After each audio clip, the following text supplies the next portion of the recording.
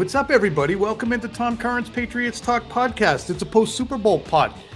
And before we get into Super Bowl talk and bring in Phil Perry, the senator, to discuss the Super Bowl, I want to say this. There's one thing about the Super Bowl. Say Super Bowl more, you idiot. One thing about the Super Bowl that the older I get, the tougher it is to look forward to it. And that's because I have absolutely no interest in commercial or halftime show discussions. And there's so much foreplay to the commercials and the halftime shows. And then there's the requisite. Let's rank the commercials. How great was the halftime show? How much did the halftime show suck? What songs didn't get played? Did she lip sync? I don't care. I don't care. And I stayed off Twitter. And as a result, I kind of enjoyed the Rihanna. I'm like, that's not really, it's not me. I'm still listening to New Order and Talking Heads. And, you know, once in a while, I'll dabble in a Lucinda Williams and an Amy Winehouse. Those are just, you know, those would pop up first before Rihanna. I don't know. I think I have Umbrella, Ella on my phone somewhere. But I was fine. It was fine. Not for me, but enjoyed it. You know, commercials, not for me. Some of them, a lot of them, they tried real hard. But the discussions remove all enjoyment. It's because I'm rabbit-eared. Okay? So I had a great time not being on Twitter or social media because I don't want to be in the town square. Don't want to. Let's talk about football, huh? You bet. Phil! You're so right. Life is better off social media, isn't it? Because all I'm doing is having people confirm to me that I don't like them in the first place or don't want to hear their opinion. The reason I don't want to hear their opinion is they never don't have an opinion. There's so many people who just say, yeah, I really have no opinion on that. Never, ever say it. I'd like to have more of those people. I think there are more out there. I think it's the nature of our jobs that trick us into thinking we need to be on it. Yeah, as much as we are, when the reality is we could probably get away with not being on it for a significant percentage of the time. So they've got us. They've got us. Those little phones. We're convinced. It's time to fight back. I think you've started the fight. I appreciate that.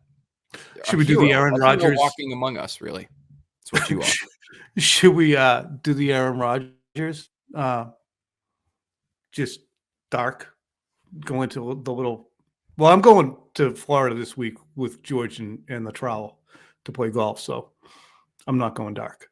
Well, I'll go dark, but I'm not going into a hovel. I'm going to play golf. Yeah, you're not going full sensory deprivation dark. No, my senses will be satiated and then some. Activated.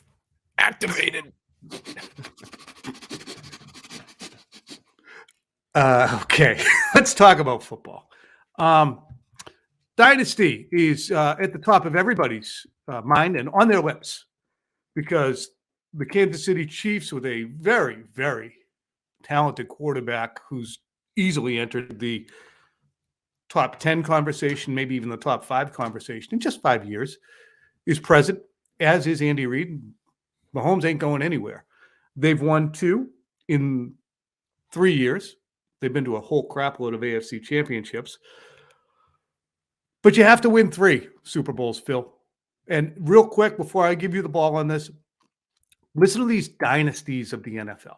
In the 60s, it was the Packers. They had 2 Super Bowls at the end of the decade, but they had 3 NFL titles at the start of the decade. In the 70s, there was one dynasty. It was the Steelers. They had 4 Super Bowls, 74, 75, 78, 79. The 80s was the Niners because they got 5. They had 81, 84, 88, 89. I'm going to give them 94 as well with Steve Young, plus a constant presence throughout that period of time in the NFC Conference Championship. I'm going to give you Washington too, 82, 87, 91. Okay, it's a long stretch, but again, it was a different league because guys didn't turn over, and the NFC was an absolute gauntlet at the time. Then the 90s, you give you one, going to be Cowboys, 92, 93, 95. John finally comes up on YouTube. He comes up full on me just as I'm about to wrap it up. Don't understand why he was so slow on that. In the 2000s, Only one dynasty, the Patriots, 01, 03, 04. And you can either call the Patriots one dynasty or two dynasties, because the 2010s, it's 14, 16, and 18. The Chiefs, currently, they're with the Dolphins and the Cowboys. Okay, 70s Dolphins, 2 Super Bowls, undefeated season, didn't get any others. Cowboys, 2 Super Bowls in the 70s,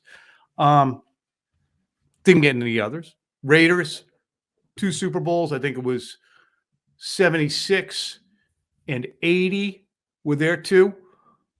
Broncos at the end of the 90s, 2 Super Bowls. Kansas City comes in with a bullet because of their conference championships, and they have more in front of them. It's harder to win too now, Phil. Seattle, Indy, the Rams, they all failed to get their second ones because it's the transient nature of the league right now, free agency. But I babbled. I wrote it down. When I write it down, I feel compelled to say it. So your ball. First of all, the Skull Crusher catching some incredibly unnecessary strays there from you. You had plenty of time to go on your full shot there, sir. Yeah, no, but he could. Yeah, he didn't click to me. John, get in here. Explain. No, you had listen. He didn't want you to have. He didn't want to have you full up the entire time. The guy's a professional. He's just directing the absolute you know what out of this thing. Can I just looking to take shots before you go on vacation?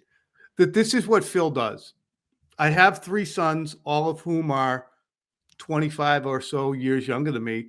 But Phil is about 19 years younger than me, and he would be basically my mistake baby.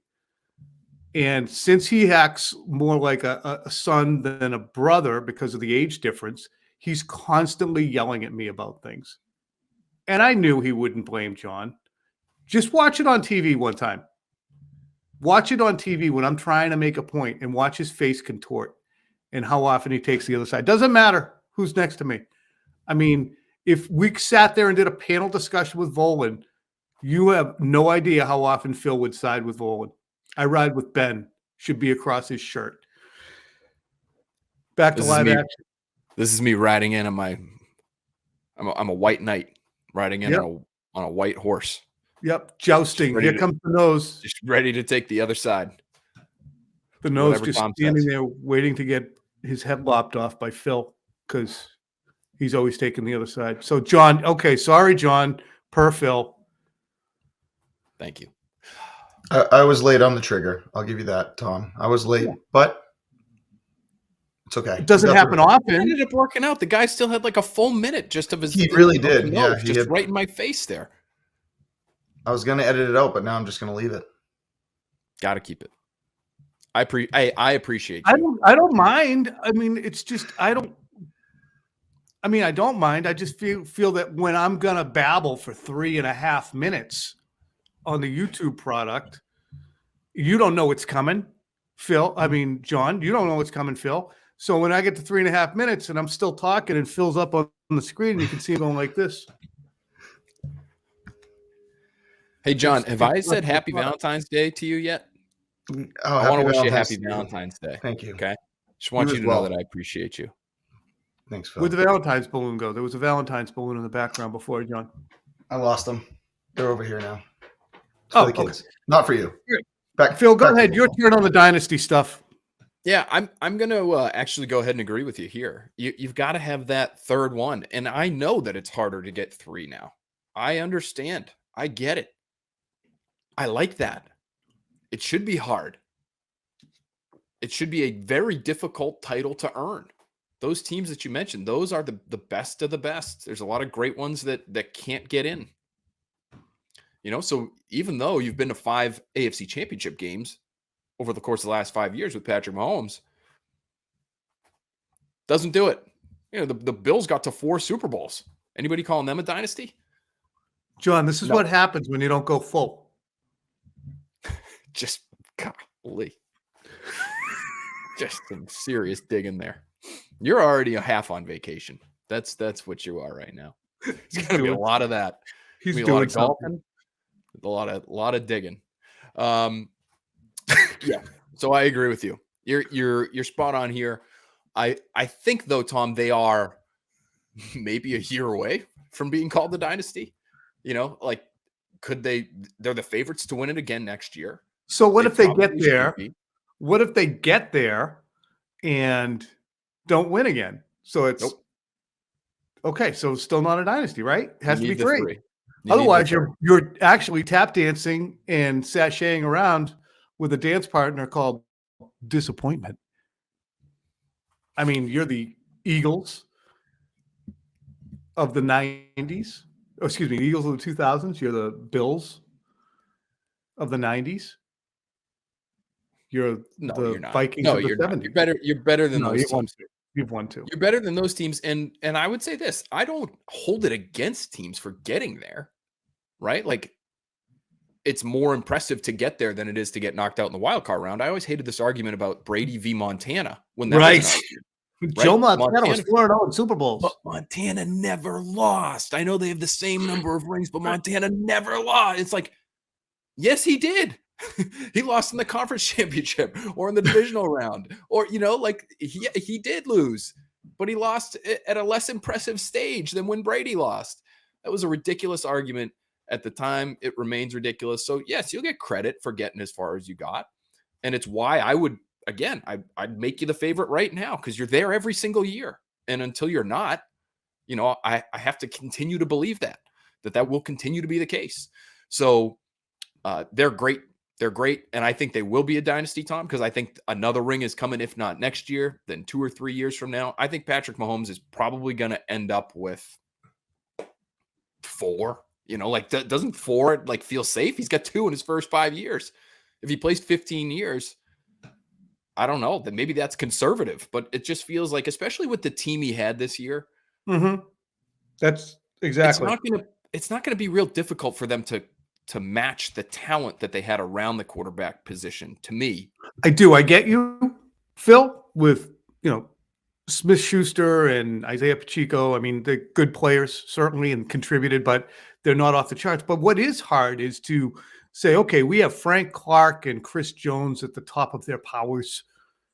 We have Creed Humphrey in the middle, Joe Tooney and Orlando Brown Jr. on the offensive line. We have Eric Bieniemy and Andy Reid as a cohort on the sidelines, and we have Steve Spagnuolo. Spagnuolo's not going to go anywhere. Reid's going to go someplace. Eric Bieniemy, I hope he does get a job because there is so much consternation about him not having been hired as a head coach. I'd like to see him go ahead and be a head coach to declare whether or not everybody's been missing the boat in the 20 interviews that he's had and hasn't gotten the job. But it is going to be transient. And at some point, that other stuff, not just the guys he's throwing to, is going to change. I think you're right. The coaching especially, and I give Andy Reid a lot of credit specifically for this Super Bowl. They come out in the second half, they're down. They come up with a number of not only are they willing to run the football, but they run it creatively to score that first touchdown in the second half. They get 2 walk-in touchdowns because of something that the coaching staff noticed about the way the Eagles play defense and how they react to jet motion. So the coaching staff deserves a ton of credit. Andy Reid deserves a ton of credit. Eric Bieniemy, Matt Nagy deserves a lot of credit. And, maybe he's the guy who takes over for Andy Reid at some point here. Andy Reid's 64 years old. I'm not sure how much longer he's going to want to do it. Travis Kelce's not going to play forever. So some of those key pieces will be gone. But I look at their team, and outside of Kelce and the offensive line, in terms of the roster construction, if you can somehow just pass on the Andy Reid offense to somebody who's capable, and I think they'll have a number of people that want to coach Patrick Mahomes whenever Andy Reid is done. If you can somehow pass on the offense and figure out a way to get one special playmaker the way I think Travis Kelce is, and just have an average team the rest of the way around him, they're going to be in that mix every single year. You know what? All those points are great. He's going to have a million guys wanting to coach him. If Sean Payton was available this year and Andy Reid was retiring or moving on, you'd go right to a guy like Sean Payton. And there'll be other big brains around out there to marry up with Patrick Mahomes. Plus, he signed for until 2060, I think. So he's not going anywhere. What's interesting about the rush to promote Mahomes as the new GOAT is that he just has so far to go. And it's so disrespectful to the body of work that Tom Brady put together. It's not LeBron versus Michael Jordan at all. It's, Alex English versus Bill Russell. Oh, come on. Come on. It's not. You just said he's in the top 5. Okay, but the top 5, but Brady is okay. So Mahomes is at base camp somewhere down. Brady's 20,000 feet above him. And the reason he's there is because he did it twice. He authored twice in which he made a case that he was the greatest ever. From 2000 to 2010, include the 2010 season, he won 3 Super Bowls. They gave him some toys, and he set the record for passing touchdowns in a year. He also had the first 16-0 regular season. I know it ended in 2010. He was the first unanimous MVP in league history. That was enough to get him to the point where you'd say, well, he might be better than Joe Montana. Even though he won 3, he did things that Montana hadn't done. Mahomes has to do that first to have even a conversation. And then do it again the next decade. And then maybe one time, for the hell of it, he should go to Houston at the end of his career and win another one as a stray, like Brady did. And then we could talk. One last thing. I saw this get tweeted out by some Madden aficionado the other day. And he said, imagine if Tom Brady had ever played a Super Bowl on a bad ankle. The media still would be talking about it. Bro, he did it twice. He did it in 2001 when he won. And he did it again in 2007. People forget that he was walking around with a boot, carrying Giselle's dog around the city of New York prior to a disappointing Super Bowl. But he did it twice in Super Bowls. And did another one with his hand ripped open. Sorry. Tom, I don't think if anybody would say that he's approaching Brady, like that it's close, if anybody says that, it's foolish. Obviously. It's immediately dub them unserious and move on? Yes. Okay. But I think it is fair to say that he's on track to eventually be in the conversation. He's on track to be the greatest challenge that Brady might feel from anyone. Now, we didn't think Patrick Mahomes was going to be the challenger when he was drafted, 10th, Phil? Out of Texas Tech? Correct. Yeah, I think it was 10th. And I think Deshaun Watson went 12th that year, but they traded up from 27, I believe, to 10 to get Patrick Mahomes. The Chiefs did. Wow. But it's not like we know where the challenge will come from. No. But if you just look at, and I'm just looking at their Pro Football Reference pages right now, and I know Brady's greatness goes well beyond anything that's on Pro Football Reference here. But just in terms of like an average year for Brady for his career, 64.3%, 5.4 touchdown percentage, 1.8 interception percentage, 7.4 yards per attempt. Crazy numbers. 97.2 rating. Like ridiculous. Mahomes is better in every category right now. Mm-hmm. So I don't think it's now he's got to play a lot, and he's got to be more durable, honestly, than he's been these last couple of years to ever catch Brady with some of the volume statistics that Brady has accumulated and all the records that Brady has set. But Mahomes is so efficient. He's so statistically preposterous right now. Yeah. That if he does keep it up and he adds a few rings to him, then it does become something like the Jordan LeBron discussion where he might not have the same number of rings, but he might have a ton of records. And the younger generation is going to look at Mahomes and say, well, yeah, but Brady, his first 3 rings, it was really the defense that carried that team, wasn't it? Which is such a crock of fucking shit. But that's what people believe. I know they do. And it's turned into fable to such a great defense. Don't take anything away from that. They were a great defense. They were a great running game. And, guys like Charlie Weiss don't do anybody any favors when he talks about how much Brady was babied or how much he was as surprised as anybody in 2001 when he got hurt and Brady came in and played. Charlie, that's not friggin' true. By the 2001 training camp early into the season, the trepidation about how good Bledsoe was, and whether or not Brady was already better was present. I was there. I talked to the guys who were involved, Pioli, the teammates.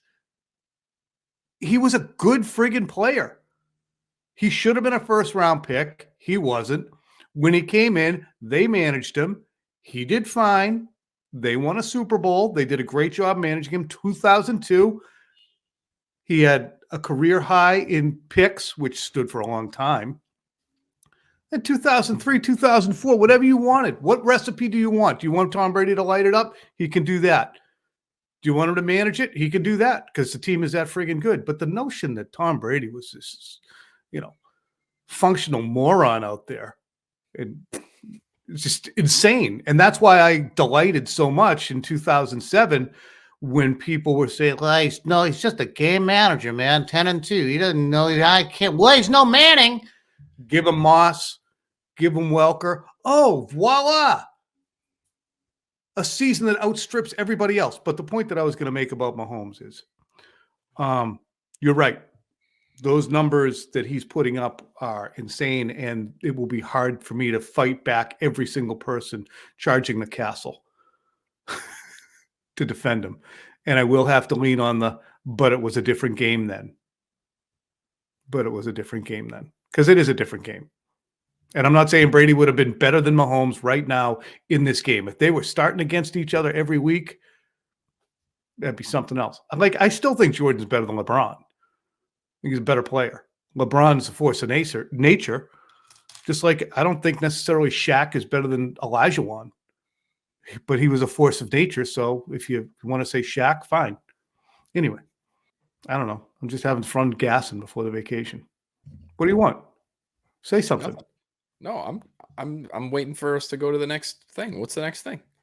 That felt like a good time to stop. Maybe take a time. Andy Reid, is he past Belichick as the greatest coach of all time? No. Okay.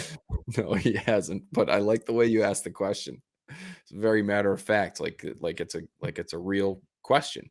Now, we talked about this on Early Edition with Greg Bedard, and he said, hey, listen, Andy Reid became a great coach the moment he got a great quarterback with Patrick Mahomes. And I think that's, it's probably true. Great coach. Yes. I think he was a very good coach before he had Patrick Mahomes. They were a very good team with Alex Smith. He had some very good teams in Philadelphia where his quarterback was Donovan McNabb. And why did you say that with an eye roll? I don't get it. Donovan McNabb was friggin' good. Yeah, he was good. He wasn't great. Did we fight about this last week, or was it me and Felger? So good that you should pencil him in as in the NFC Championship game every year for 4 years? Yeah. No, he wasn't. Wait, what? Yeah, they went to the NFC Championship 4 times. No, I know they did. Was he so good that it was a lock? Was he the Patrick Mahomes of his era? Yeah. Get out of here. Stop it. Get on go. You know what? Go talk to Chris Forsberg on the Celtics Talk podcast and talk about how Peyton Pritchard is Steve Nash. Okay. Oh, you see what just happened, everybody? Phil actually segued into another sport entirely to try and discredit my point about Donovan McNabb because he thinks that I go off half-cocked on my individual appraisal sometimes. That's exactly what you did. About Peyton Pritchard vis-a-vis Steve Nash is that Steve Nash spent 2 years buried on the bench in Dallas behind, like Andre Miller, who was good. Yep. And then when he finally got a chance in Phoenix, he was transcendent. I'm not saying that our guy Peyton Pritchard is going to be Steve Nash. I'm saying he could follow a similar track if he went to another team and had success.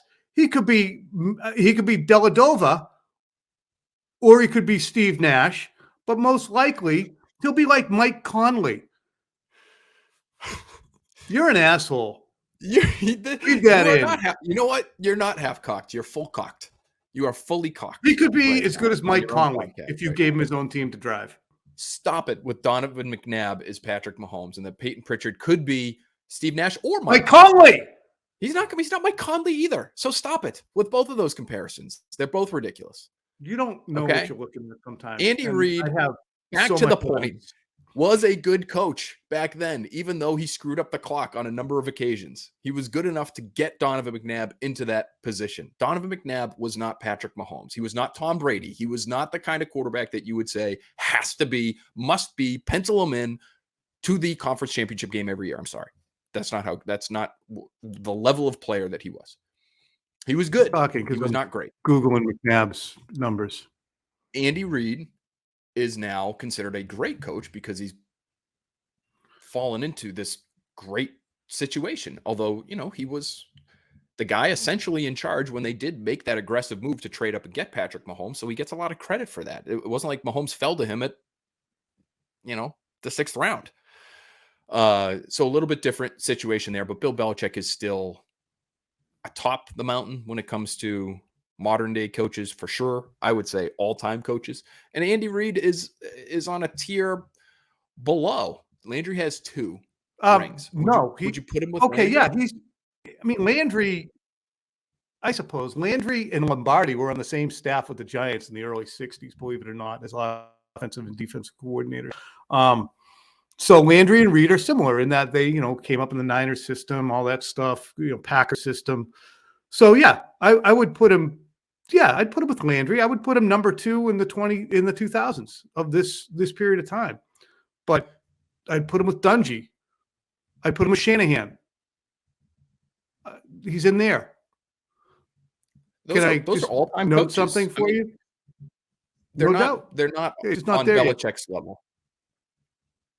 Hey, I wanted to let folks know that from 2000 through 2004, the Eagles went 54-19 with Donovan McNabb at quarterback. Quarterback he wins had are not a stat. 110 touchdowns and 50 picks in a period of time when it was easy to do that, throw picks. Additionally, there's no friggin' running stats in this. Are there? No. Be that as it may. Hold on. Can I just you don't want to die on this hill. You do not want to die on this hill. I'm not trying to die on it. Die on it. I'm just going to try and send down a couple of lightnings at you. I'm trying to say that he's not. I'm not saying he was Patrick Mahomes, but you could pencil them in for the NFC Conference Championship. You did say he was Patrick Mahomes. Because you trapped me. The point that I was making isn't that he's Patrick Mahomes. The point that I was making is that you could pencil the Eagles in for the NFC Conference Championship game every year, the same way you can do it with Mahomes. Not because of Donovan McNabb, but because the rest of the NFC stunk. Edit that out. That was such an aggressive move. We can't do that on the podcast. A family podcast. There's kids watching on YouTube right now. That was ridiculous. John, edit that out. Donovan McNabb was never a first-team All-Pro. John, you got to make sure you edit that out. He was never considered one of the best quarterbacks in football. He was not. Yes, he was, Phil. Tom, he was a Pro Bowler. He was never an All-Pro. What's an All-Pro? You have an All-Pro vote. What's it mean to be an All-Pro as the quarterback? There's only 2 guys who get All-Pro votes. Back then. You know who's been first-team All-Pro twice? Brady and Manning. You know who's been MVP twice? I'm not talking that he's Patrick Mahomes, for Christ's sake. He was one because you trapped me, and I'm again. You were leading the witness. He was one of the best quarterbacks in football. So the point that you're trying to make about Andy Reid was wandering out there with Jay Cutler and somehow getting to the NFC Conference Championship every year because you say that Donovan McNabb was as bad as Jay Cutler, who wasn't that bad. Yeah, we've gone too far afield. Happy birthday, Drew Bledsoe and Dante Scarnecchia. Next topic, the holding call. Obviously we have an issue with it, but it was clear holding. Do business as business being done. You hate to see that happen at the end of the game. The best way to prevent that from happening is don't do it. If I get pulled over for speeding because I was following you on the highway and you were going 85 and I was going 80 and I get pulled over, I can't, but he just went by. Doesn't work. It doesn't work. And I'm not sure, that wasn't the way business was being done. I can't remember a lot of like missed PI calls in that game or missed defensive holds, so it might have been the first one. It was just sort of a cleanly played game for the most part, it felt like. So other than the, everybody blowing tires left and right, it was a pretty clean game. And so it was just a bad moment and listen, to his credit, James Bradbury's credit, he copped to it after the fact. He said, yeah, I held him. And had the Eagles reacted to that in a different way, I think it would be dominating the conversation today. And it's not going to, because they accepted it right off the bat.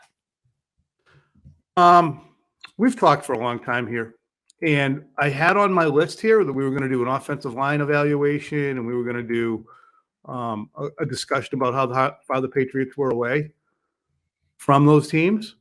But I feel like we've flapped our gums so much on this stuff, we're already at 40 minutes. And because we're going into kind of a fallow period, Phil and I might save that for Thursday. Because like I said, I'm going to scoot out of town, but maybe we can do some of this position evaluation stuff in a separate pod and bank it for Thursday. Phil, thoughts? Did you know Donovan McNabb and Antoine Walker were on the same basketball team in high school? That does make sense.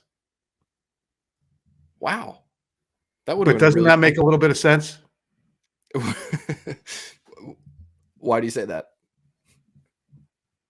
There's a lot of similarities between Twan and Don. They both got heavy. They both went to Mount Carmel High School in Chicago. They both could have been a little bit better with the talent they had, but they were both pretty friggin' good too. And neither is a Hall of Famer. Nope, neither's a Hall of Famer. But if you look at Walker, I mean, there was a period of time Antoine was probably every bit Jordan. I'm not saying he was Jordan. I'm not saying he was, but he was. He was. You were not trapped. It's on record. People will go back and listen to this. There's a lot on record on this thing. And John, you better edit that thing out that I did. There was no leading of the witness. You were happily led down that path. I also have here under miscellaneous discussion, I loved Burkhart and Olsen allowing silence between plays for a couple of seconds here and there. It doesn't need to be a constant, isn't this amazing? I never thought to myself once, STFU, please. How about you? Feel the same way. And I'm glad Greg Olsen gets to be on the #1 Fox team for another year until Tom Brady, I guess, knocks him down a peg. I wonder if he'll be able to change networks. I wonder what his contract is. I haven't seen that. He's supposed to make only $3 million if he gets bumped down to the second level. He's a $10 million guy now. I feel like he's got to be able to get out of that thing. How long? His contract can't be like, it's not 10 years like Brady's is, I would imagine. Hey, Phil, here's one other observation that people might find interesting because it goes to a rules thing, which I think that the league does need to look at pushing the pile from behind and banning it because it's rugby. The Eagles must have picked up 35 yards on plays where Hurts was having lost forward momentum, but just turned himself into a human battering ram. And he's not running with the ball at that point. He's crowd surfing. So I don't blame the Eagles for doing it, right? But there's not a physicality level that it's showing, hey, it's that guy's outstanding ability versus him beating our defense. It's basically him being used as a battering ram. Do you think that might be one where it's hard to officiate? Like, because aren't there moments where, say, a lineman is blocking a guy and a runner just, runs into the guy that's being blocked and the lineman ends up kind of pushing them both in some way? I don't know. I just think it's just simple. The same way clear and obvious should be. If you have sustained contact with the back of a player, ass, shoulders, helmet, legs, whatever, sustained contact, which propel him forward after forward momentum, it's going to be, how about no penalty? You just return it to where the forward momentum was stopped when the guy put his hands on. That's a good idea. Sure. I'd be okay with that. Because it feels cheaty, and it's not cheaty. We do no pulling your teammate is illegal. That feels like almost less cheaty than pushing, because you look like you're rescuing him when you're pulling him. Yeah. It's so effective in those short yardage situations that I do think they're going to have to do something about it. It's a cheat code. Let's do an offensive line evaluation later in the week. Oh, and we'll also get to Phil's first mock draft of the season. So offensive line evaluation and the first mock draft of the season. Maybe we'll get that in the can. We're going to get that in the can maybe. I was going to say you're just putting all that on me because you're about to go on vacation. No, we'll put it in the can tomorrow before I leave. Flying at noon. Well, I'm leaving at noon, flying at 3, whatever. Hey, see you, everybody.